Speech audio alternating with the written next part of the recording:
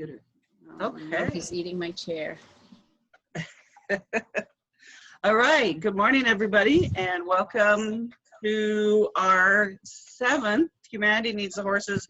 This is going to be an interview from the arena, not from the field. And hello. I think it's with Nikki, but I'm not sure if it's one of her horses too.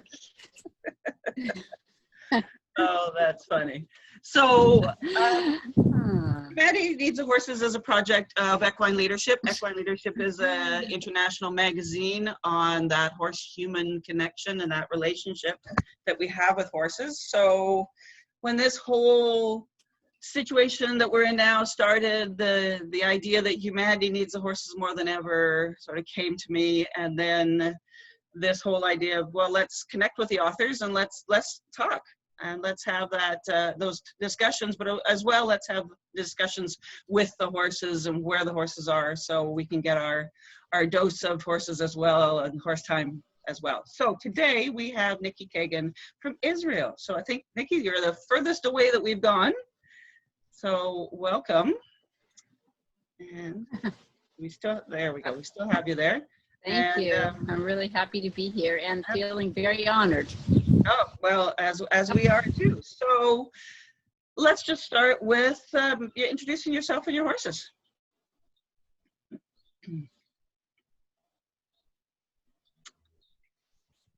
Okay, so as Linda said, my name's Nikki, and you can probably tell from my accent, I'm originally from the States, but I've been in Israel 22 years now.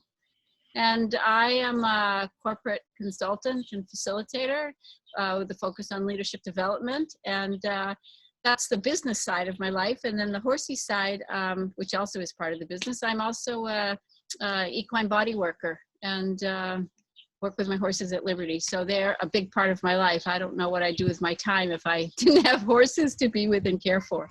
So I have 4 horses. Actually, 3 belong to me. And 1 belongs to a good friend of mine. The youngest who was the curious one who introduced himself before we did. His name is Cass, and he is a 7-year-old Arab warm blood cross. I've had him since he was 2. And he's quite a character. You've probably seen pictures of him around with hats on and bags on his head and things. His doing, not mine. And then I have Bologna, which if you've seen any of my posts, you probably would recognize him. He has 1 eye and he's almost 27. I've had him for the past 15 years, and he is my heart horse. Everything that exemplifies leadership. And then I have Jan, and Jan kind of ended up with me. He belonged to a woman who moved back to Germany, and she was looking for a home and asked me if I would help her find one. Well, that was 6 years ago, and he's still here. So he's 22. And then we have Tom, who belongs to a good friend of mine. Tom is 13. So it's just by chance they're all geldings. I didn't plan it that way, but that's my herd. Excellent. And they all live out together? They do. I don't have any boxes for many reasons. This is the closest we have to a box, and it's about 15 by 24 meters. In Israel, we have to keep them closed at night because there are, unfortunately, horse thieves. So, but they're all together in here, and then they're all, as soon as I get up in the morning, they're out until nighttime. So, yeah. Wow. Okay. So that sort of leads us into our first discussion is, oh, he's back. There he is. He is. And it's always interesting how the horses show up for these conversations. In every conversation, they've showed up in different ways. So it's interesting to watch what they do and how they feel that energy. My goodness. He's showing you up there. Oh, he is. He is. It's quite the ham. I bet. So equine leadership, our mission or our vision is that, is that model of that horses show us when they're as close to nature as possible. So I guess the discussion here is how do you live them as close to nature as possible? But what are those challenges in the climate you're in the environment you're in, and how do you deal with that? Well, I would say it's really difficult to keep them close to nature here because Israel is about the size of the nail on your pinky finger. It's a very tiny country. Land is a premium. We don't have, and I'm so envious of those rolling green hills. But then again, all 4 of my horses were born in Israel, so they don't know rolling green hills, thank goodness. So I do have about the equivalent of 5 acres, but it's not contiguous. So the area where they're turned out is about maybe 1.5 acres, but almost every day I take them out. And when I say take them out, I take them out in hand, but they're basically free. I throw the rope over their backs and follow them around so that they can graze and move. So that's probably the most important thing to me, is that they're not confined ever. I also never tie them unless it's a matter of, safety or health, because I really feel like it's important to give them an opinion, to be able, the opportunity to express their opinion about what they want and what they don't want. So the other piece is feed. Now, I just have to say, I was thinking about this ahead of time, Linda. Jan, before he came to me, his owner tried to do the right thing, and she sent him up north, and he lived free. There are other horses there, but he almost died. He just wasn't equipped to survive in nature. So I do think that when we take them, we raise them in domesticity, that's what they learn to, that's what they learn. But the other thing is we don't have access to much water. So I don't have ponds or anything. And I have to make do with puddles by the drinking fountains and sprinklers and that sort of thing. So I think the most important thing is freedom. And I try to give them as much of that as possible in every way possible. What about, what about health-wise? So if you're on sand there, so is there any foot problems that you might have on sand or something that you don't have? We don't really get thrush, and we don't get laminitis. But yesterday the farrier was here because it was so incredibly hot last week, uncharacteristically, unseasonably hot for a period of days. And their feet were very, very dry, and Cass in particular, because he has these big salad plate feet, developed sand cracks. Easily taken care of, and he's fine now. But that is that is probably the only challenge with the ground, because sand is extremely good because it's like sandpaper, and it keeps them in good shape and polished. That's true. Yeah, so, absolutely. Yeah. Yeah. What about hay? I know you say Israel is small. What's your hay supply? How far do you have to go afield to get it? Pun intended. Well, that's a really interesting question, because I would say 95% of the people in Israel feed oat hay, which out of Israel would probably be considered straw for bedding. Not a lot of nutrition in it, but we found someone who grows Rhodes hay, which is actually a grass hay. And that's what I feed my horses, with some alfalfa, because we do have alfalfa and clover, but it's not plentiful. So. Excellent. Wow, they're certainly in wonderful shape. They look fabulous. Yeah, they get spirulina and chia and flaxseed and turmeric.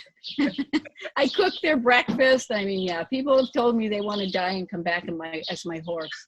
Tell us more. You cook the breakfast? I do. I make that. Well, the thing is, I don't like, because they live on sand, psyllium is important, to help move the sand through the gut. And I don't really like to do that, just because, first of all, it's expensive and it's kind of a pain, and the horses don't really like it because it's gloppy. So I actually heard about a feed from the States and spoke to the woman, and she said, I know you can't import it, but let me tell you what I do. And she gave me sort of the recipe. And so what I do is I have a slow cooker, and at night I put like Quaker oats, the equivalent of Quaker oats, and they're actually from the health food store, with whole oats and the chia and the flaxseed, and water and peas and some other things, and it becomes like oatmeal, like porridge. So it's gelatinous, and so when they eat it, it cleans the gut. so I have no problem with sand colic, That's which amazing. is really amazing. Yeah. And they love it. You know, they're all sloppy, and in the winter, it's kind of still warm from the pot. They love it. They're very funny.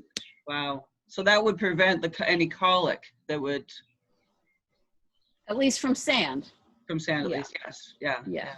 Interesting. Interesting. So, Wow. yeah. That's amazing. And it's easy. It's easy because you just throw it in the pot and then it turns on a timer. It's on and off by a timer. So. Yeah.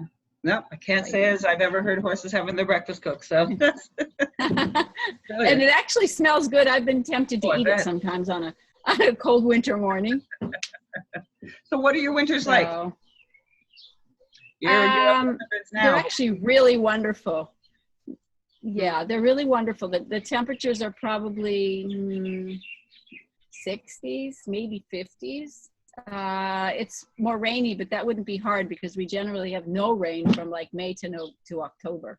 Okay. So temperatures are really nice. But it's funny because my friend and I, we always say in the summer, we can't wait till winter when it's so much cooler. And then in the winter we say, we can't wait till summer so there's no grass for them to eat when we're riding out.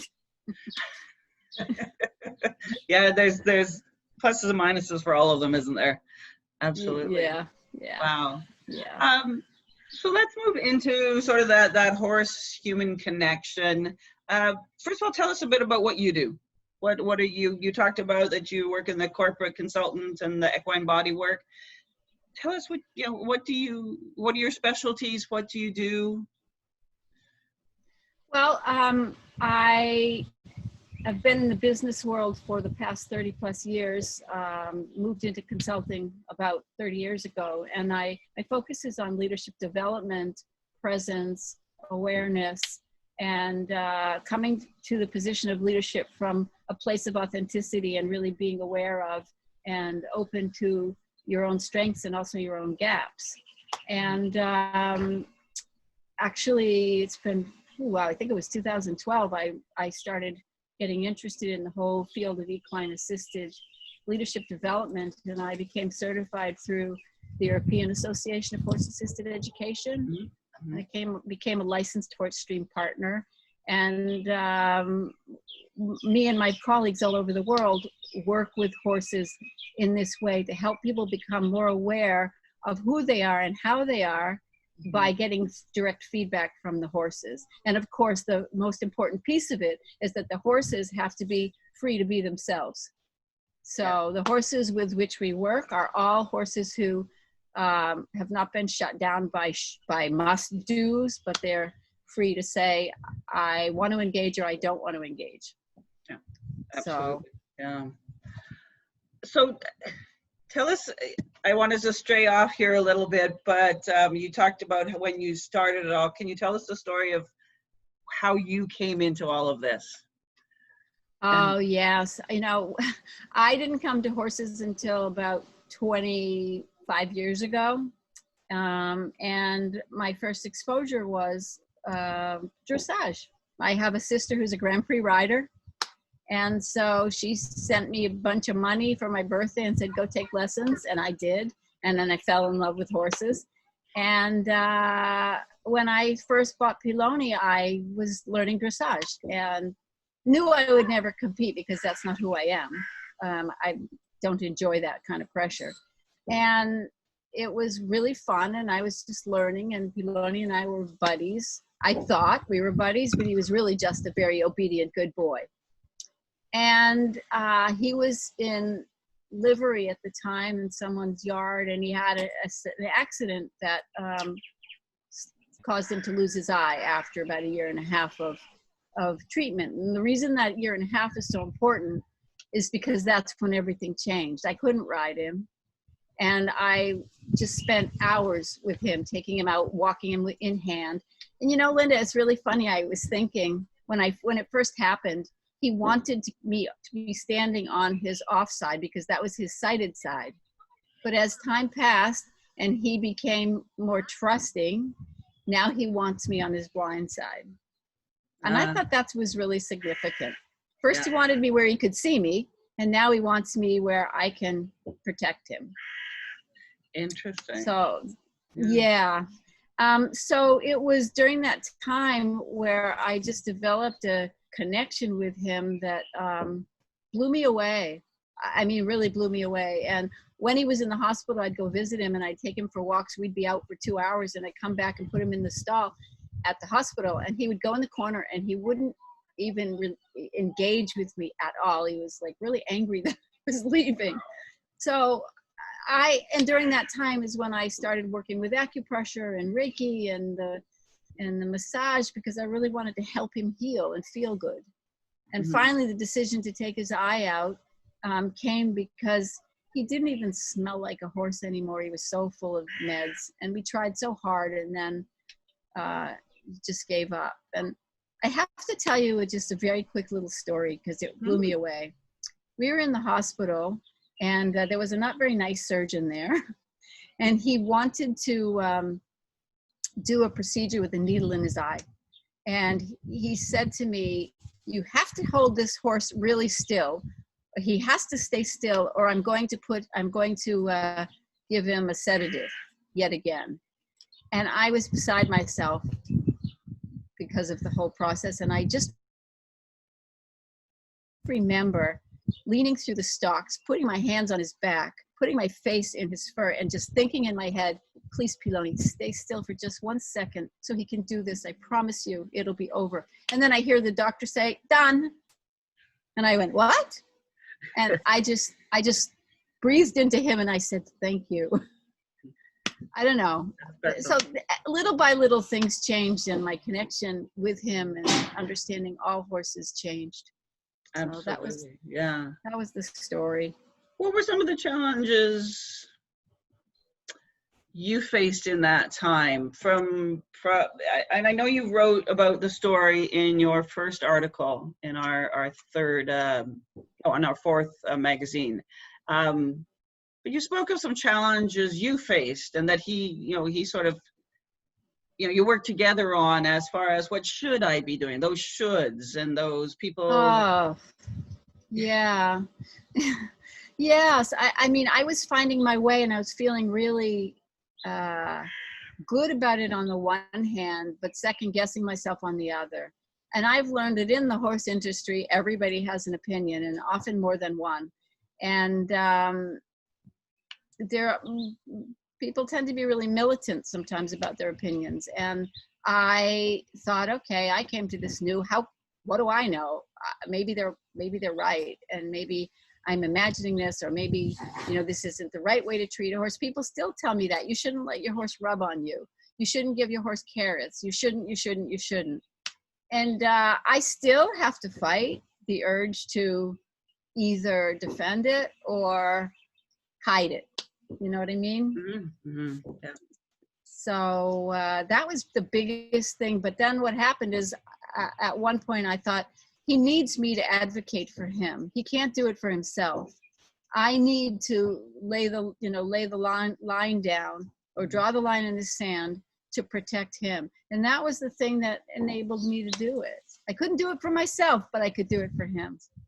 Interesting. Which I think is, yeah. Good way to learn how to do it. Exactly. I got a lot better since then. Good. So tell us about a day of if you had a workshop coming out there. What would that look like if you're Oh, that's really lovely.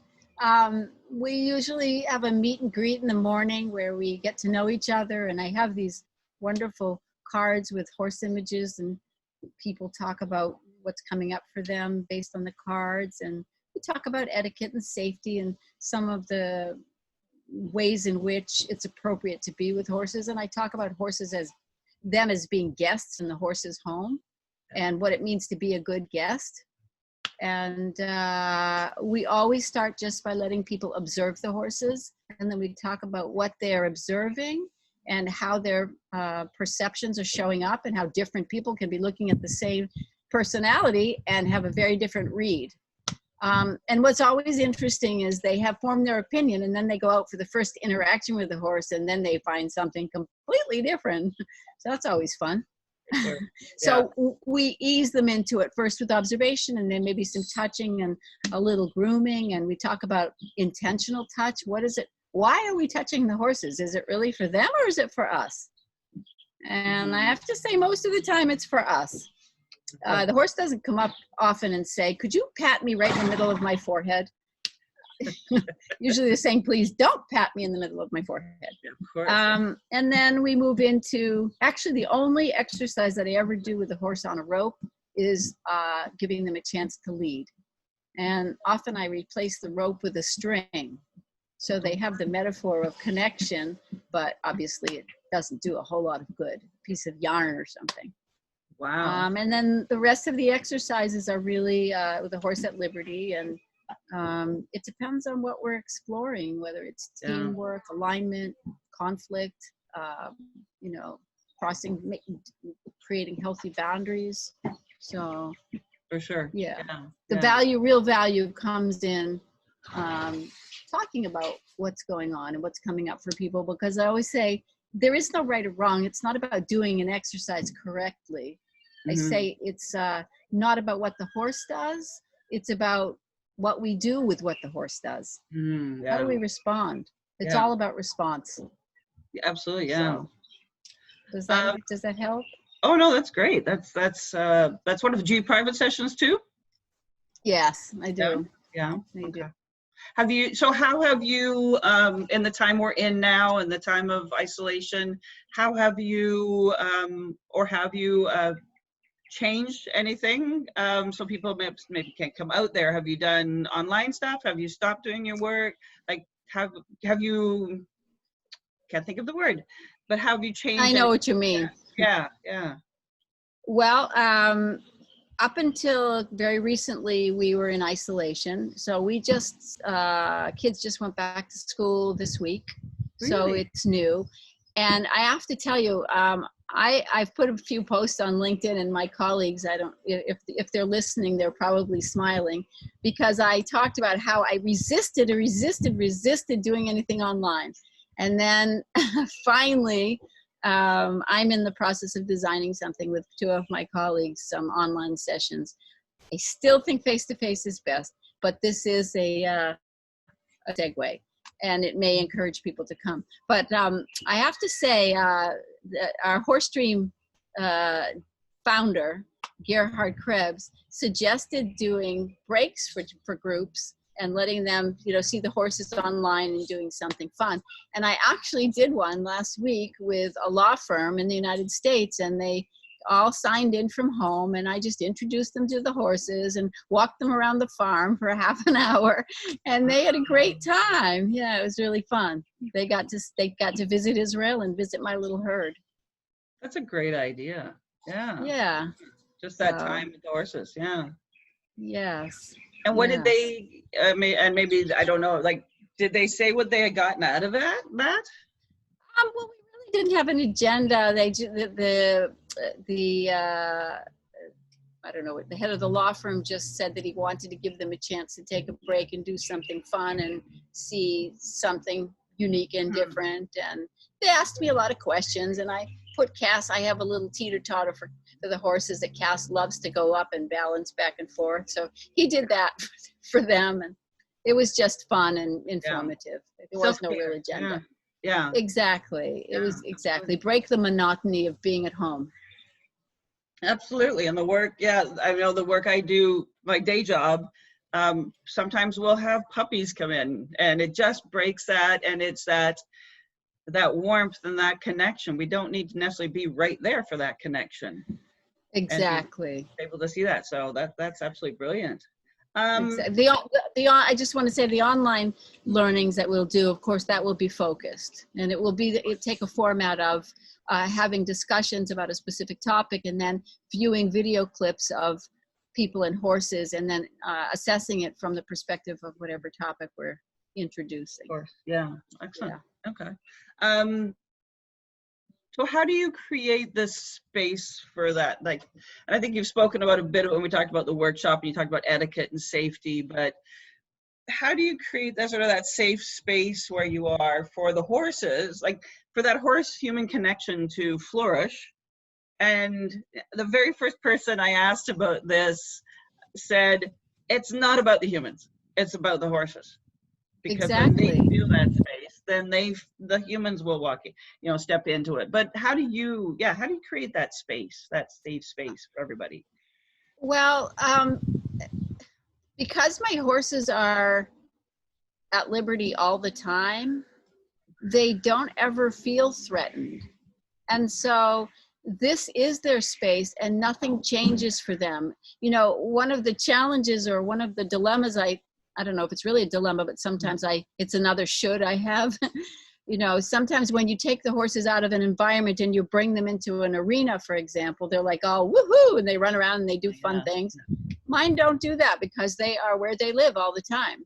Yeah. So I have a giant tractor tire in my yard. Mm-hmm. And the first thing I usually do is I usually have people come and sit on the tire in a circle, because it's a tire, and face out. And that's where we do the observation. So the horses generally come over and nuzzle their hair and sniff them. And we do an exercise on breathing. So I ask people to kind of get in a mindful place. And sometimes I have them close their eyes and just listen to the horses and listen to themselves. And hello, this is Bologna. So he came over to say hello. Hi, bud. So sometimes I have music, actually. There's some music for horses that also helps set the tone. Mm-hmm. But, you know, Jackie Stevenson is one of my colleagues, and she taught us that, sorry, that's you great. have nose in the screen. She taught us that instead of clapping when they like what something's done, is that they do it with their fists against their chest like this, so it doesn't make noise. So we try to keep everything calm and smooth and focused on the horses. And I tell people, again, this is their home. So what does it take to be respectful of their space? Exactly. So I've never had anybody really abuse it. Even the group of 8-year-old girls I had. Oh, really? Yeah. Yes. Yeah. Yes. So. Yeah, absolutely. So tell us about the other work you do. You talked about body work and hello. I think that's called video bombing, Zoom bombing. There we go. Zoom bombing. Zoom bombing. You have to know that Bologna is not. This isn't typical for him. Oh, really? He's not a pocket horse, but the older he's gotten and the more permission I've given him or space I've created for him to be expressive. Wow, he talks all the time now. Yep. So you know what, Linda, I do want to talk about the body work, and not because of the body work, but because of something else that it gives. Mm-hmm. It's the Masterson method, and the reason it's unique is because as we're working with the horse, not on the horse. Mm-hmm. So everything we do, every place we touch, every level of pressure we use is all based on the feedback that the horse is giving us. Mm. Yep. And so I will teach people in my sessions to do one or two small things so that they can appreciate a few things. One, they learn how to observe the horse and to read what the horse is telling them. And it is so rewarding when they see the horses release, meaning yawning or stretching or closing their eyes in response. Mm-hmm. So it's a great way for people to feel the connection and really understand how something so little they're doing with the horse can have such a huge positive impact. Of course. Yeah. It's phenomenal. I mean, and when I work on one horse, the other horses all stand around and close their eyes. So they're holding space. So, yes, Exactly. Wow. Exactly. So. There's your other one. Okay, so let's move to some stories that, if you could share one or two stories of a time when somebody perhaps had just a moment of, wow, that transformational moment. Yeah, you're not getting, that's fine. That's awesome. Yeah, there are a lot of them, but there are two that come to mind. And one we work sometimes in a small square enclosure called a picadero. And I don't do this exercise anymore, but it's still a great exercise. And basically you have a flag in your hand, and it's about asking the horse to move around you and creating distance or nearness. And I had this young man in the enclosure with another very big draft horse. Her name was Melissa. And he started getting the horse to move, and she started going faster and faster and faster and faster. And he seemed like he didn't have a sense of how much pressure she was starting to be under. Mm-hmm. And it was getting borderline, you know, and I just said, let's just say his name was Tom. I just said, Tom, and I put up my finger, and he, in that moment, he realized what he'd done. He threw the flag down on the ground, and he started to walk to me. And as he walked to me, Melissa turned and started to follow him. And he arrived, when he reached me, I pointed to Melissa, and he turned around and he saw her, and he said, why is she doing that? No. I said, well, why don't you think on that for a while? Later on in the day, actually at the end of that day, he came up to me and he was in tears. And he said, you know, I do that all the time, and I get people so wound up in my energy, and I don't even see it. And he said, I can't forgive myself for upsetting her like that. And I said, well, do you think at the end she was upset? He said, well, no. I said, seemed to me like she forgave you. And he said, yeah, it did. And I said to him, you know, if Melissa can find it in her heart to forgive you, then perhaps you can find it in your own heart to forgive yourself. And it was a huge aha for him. Yeah. To understand that. Thank you, honey. Toda. Ken, toda raba. This is a future horse woman in the making. And the other one, I don't know which one to tell, but they were similar. It was actually the same situation. I had a leadership team, and the HR person was there, the senior VP, and his direct reports. And he was also working with the horse, and she went into a corner. This is why we don't work at a round pen, because we want the horse to have a place to go. So the horse went in the corner. She kind of just rested her back leg as if she was like totally ignoring the guy. And he's smashing the flag on the ground, trying to get her to react, and she's just totally tuning him out. And one of his direct reports leaned over to the HR and said, we know just how she feels. That's what we do when he gets like that. So there was a conversation about that ensued. And it was the first time he really understood that this is the impression, this is the response that he elicits when he behaves like that. People just say, okay, there he goes again. We're not, you know, just wait for it to pass. So these are the kind of epiphanies that people have when they're working with the horses. And you know, the best part about it, Linda, is that it's not always public. Sometimes they just go away, they go home with those feelings. And it's only a week, 2 weeks, even a month later that it sinks in. Absolutely. Right? Yeah. So yeah, I did this exercise last fall with a group, and it had to do with how the horses walk in the world. I think you and I were talking about this. Mm-hmm.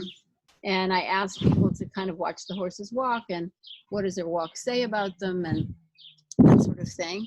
And one guy called me, sent me an email about 3 weeks later, and he said, I have to tell you, after doing that exercise, not a day goes by that I don't think to myself, okay, now I need to walk like Bologna. So.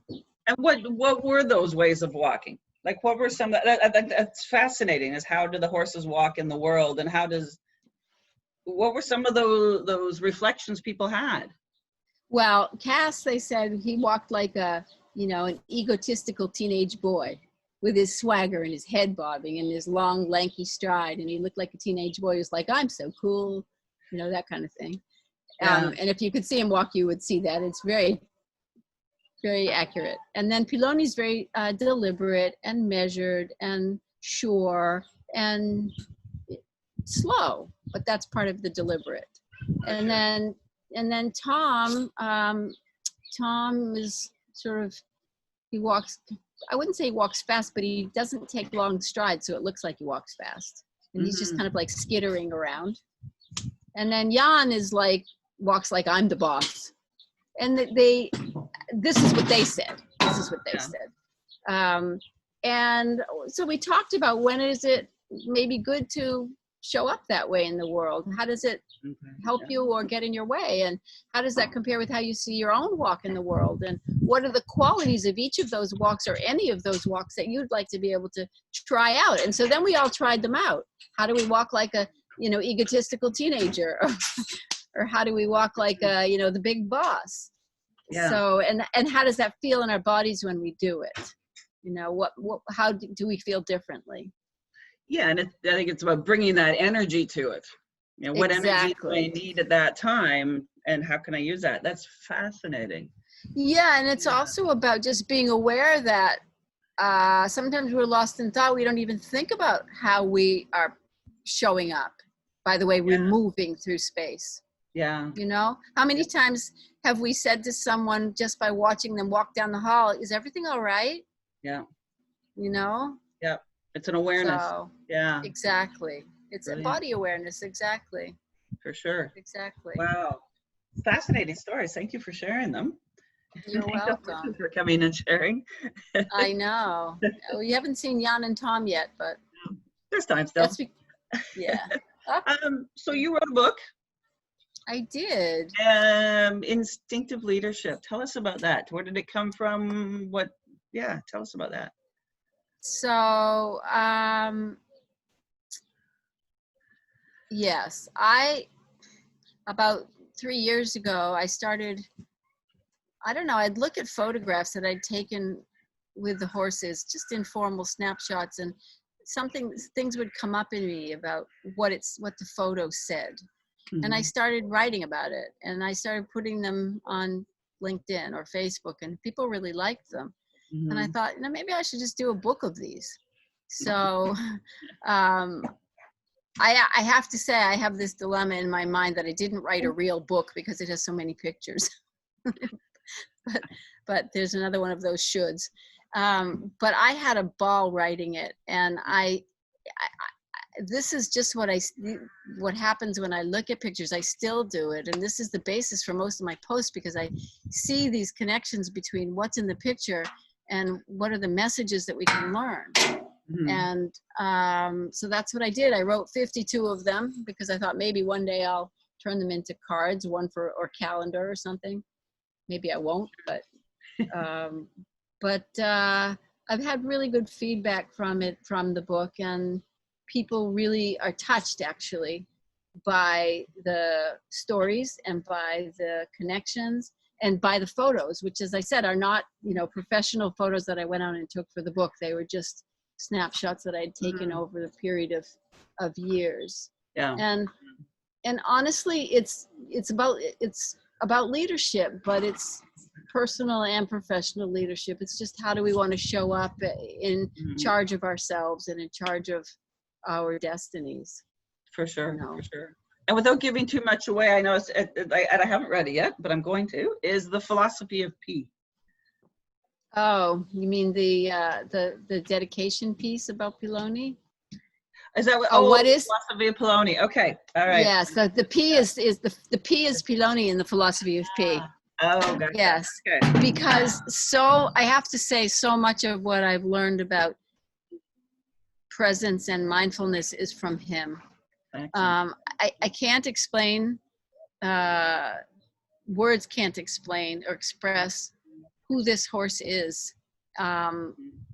Everybody who has ever met him just feels something magical from him. I remember a long time ago, I had put a picture out, I don't even remember where, and someone responded, and they'd taken, you can draw on photos on Facebook, and they drew a big heart on his chest, just from looking at his, a picture of him. Yeah. But he is even though he's almost 27, he is the leader.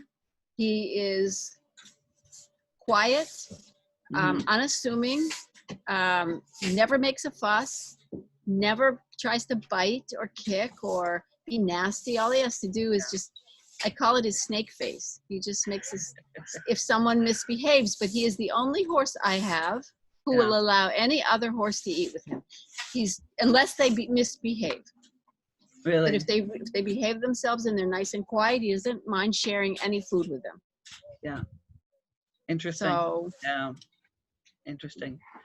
And that's really, you remind me there of a friend of mine that has a herd, and interesting how they show up with each other. You talk about how we walk, how they walk, but it's also how they I find how they show up with each other and how they set their boundaries. And some it's an energetic move, where some of it's a full-on body, physical, ears back move. Like, how do you find they show up with each other and the difference in that?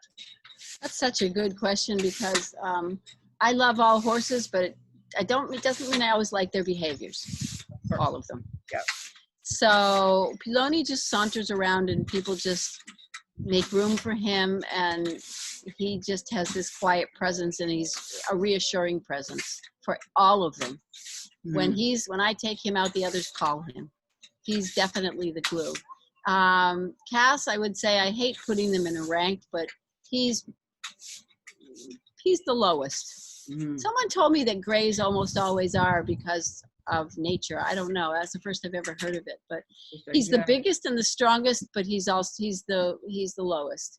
And he's always getting moved off his feed, except by Bologna. If Bologna is eating with him, then another horse will allow Cass to be there. Only if Bologna's there too.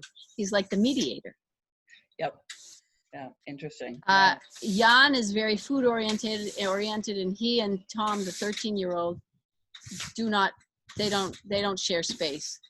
Tom is afraid of him, and Jan knows that, I think, because, well, for example, if one of the horses is eating out of the net, and let's say it's Cass, and Jan approaches, Cass will see him coming and just move off quietly. Tom explodes. Oh no, he's coming! I gotta get out of here! So their body language is very, very different. Yeah. So yes, I do see a huge difference in how they move and how they relate to each other. Yeah. And just as us and humans, absolutely. Yeah. Yeah. The irony of it is that Jan got kicked by Tom, I don't know how many years ago, and had a serious, serious injury. He got kicked in the face, and it practically tore. They had to reconstruct the bones in his face. He had a 9-hour operation. So kind of can't blame him for not liking Tom. And I don't know if they hold a grudge, but that would be, if they were going to, that would be a good reason. There might be a memory there somewhere, eh? Yeah. Wow.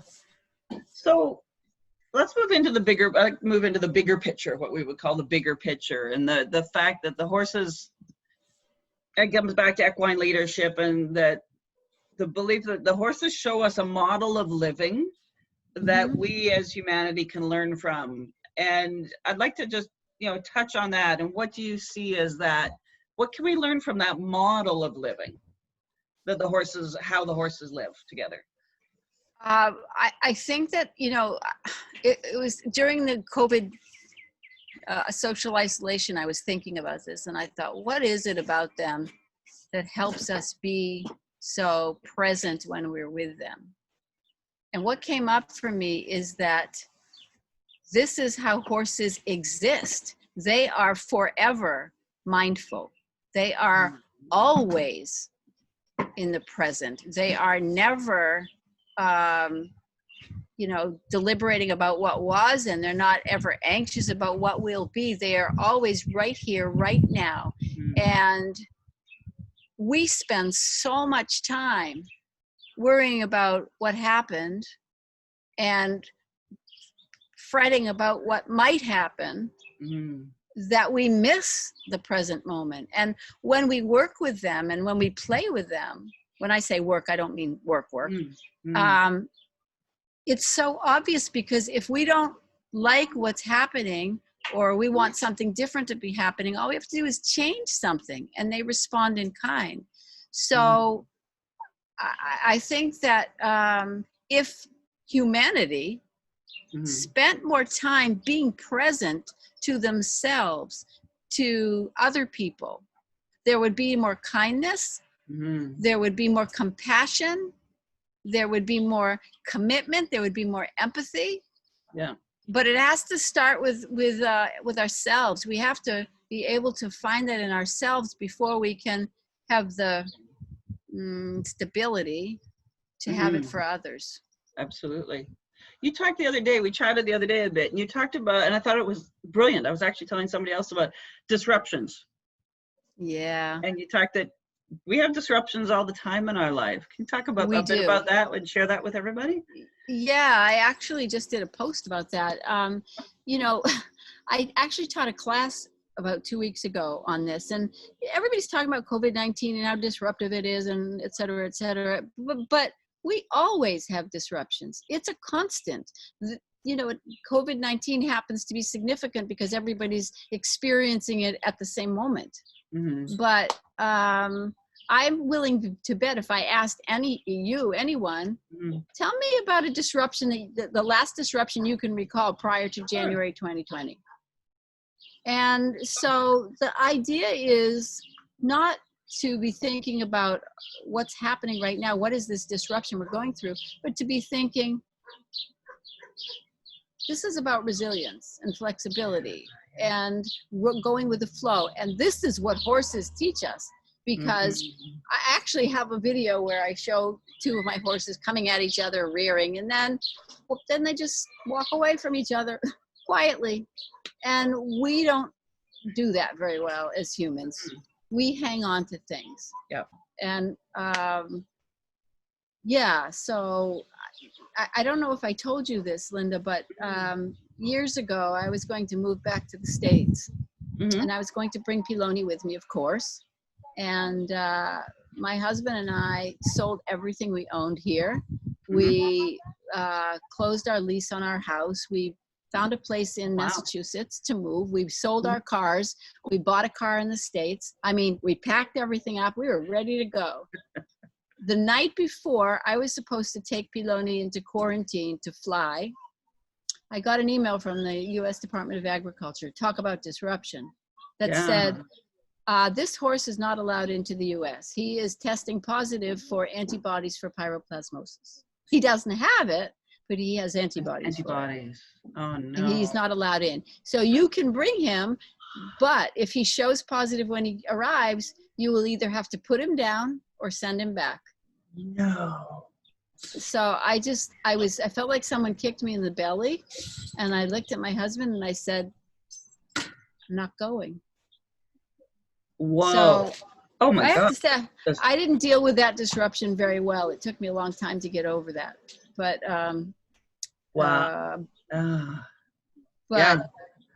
you know, the fact that you do get over it. Here comes somebody to say you're okay. Yeah, I pass gas. He's coming to eat my wooden chair. Oh, okay. The fact that you do get over something like that, that's a resource for the future. Yes. And you think about, what did I draw upon last time that I can draw upon again? So again, horses go through disruption too. They be outside and they see something spooky and they jump and you might fall off, but then they're like, what's the matter? I'm fine. You know, they get over it. Yeah. So, yes. They like the chair. But they actually like the computer screen. They're just not used to that. That's awesome. No, he's never seen one before. So then I guess if you had, we're I'm just about at the hour here. I always find these go so fast. If you had a call to action for humanity right now, so you've got the floor, humanity is listening. What from you and the herd? Some people, just listen to the herd for a bit. Like, what is your call to action for humanity? or their call to action?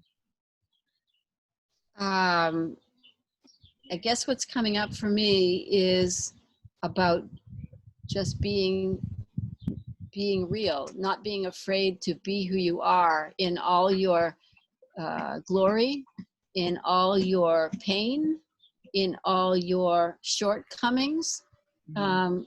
Just being real and being who you are. Because when we are real, when we show up as who we really are, it gives permission for other people to do the same. And that's the only way we can heal, we can grow, we can learn. I think that there are too many shoulds in the world, and we need to let go of them and just be who we are. Yeah, yeah.